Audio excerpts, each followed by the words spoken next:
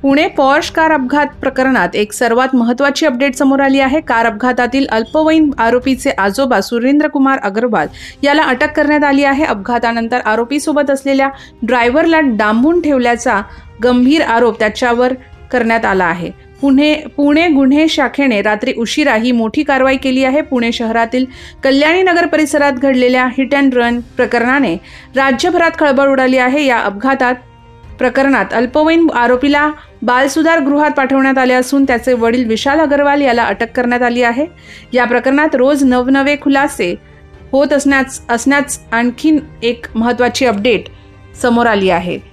अपघातावेळी अल्पवयीन मुलासोबत पॉर्श कारमध्ये असलेल्या ड्रायव्हरला डांबून ठेवल्याच्या तसेच धमकावणे आणि त्याचा मोबाईल काढून घेण्याच्या गंभीर आरोपाखाली आरोपीचे आजोबा सुरेंद्र कुमार अग्रवाल याला अटक करण्यात आली आहे।